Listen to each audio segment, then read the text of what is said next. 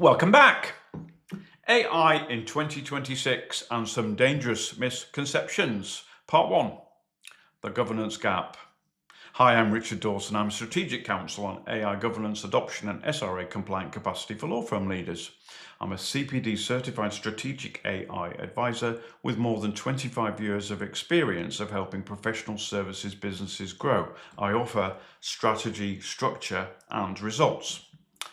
So there are a lot of misconceptions around at the moment about AI and how things are going to pan out in 2026.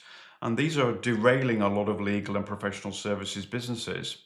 Every major disruption we experience has dangerous misconceptions, comforting beliefs, if you like, that sound reasonable, feel safe, but of course can prove very costly for your business.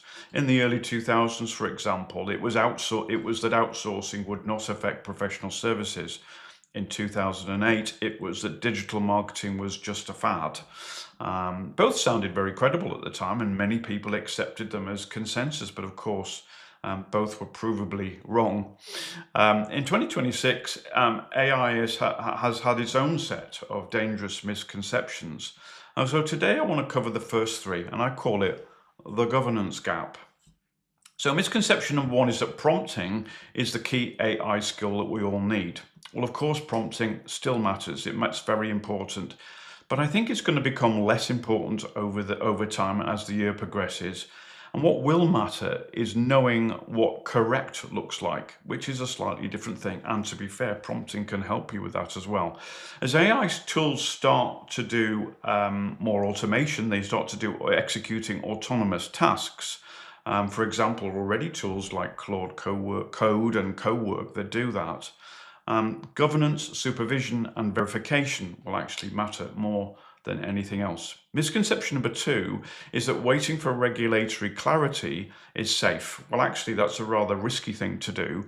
The SRA, the Solicitors Regulation Authority, doesn't ban AI, it bans the negligent use without oversight of AI. And so that's actually means that if you're waiting for clarity while your staff are actually using shadow AI without frameworks like governance frameworks and regulatory frameworks, that creates risks from a professional indemnity insurance point of view, and indeed possibly from a practicing certificate view too. Third misconception is that my staff aren't using AI, so it doesn't matter. Well, in fact, data shows us that about 70 or 80 to 85% of staff are using AI at work without your knowledge. And so obviously that creates a real potential professional indemnity insurance liability. So these aren't innocent myths.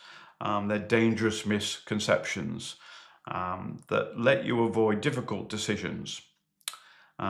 Next time, I'm going to cover the capability delusion, 3 more misconceptions that businesses have about what AI can and can't do in 2026. So 2026 is the year of AI execution and implementation. It's not about wow moments and experimentation. And before you accelerate your AI capacity, you do need to be sure that the brakes work. So if you want to do that, you want some help with that, why don't you get in touch with me? You can find me here on LinkedIn, of course, or you can go to my website, strategystructureresults.co.uk. It's really going to help me if you would like, comment, share, and subscribe wherever you see this video. I really appreciate you watching all the way through to the end, and I'll see you next time.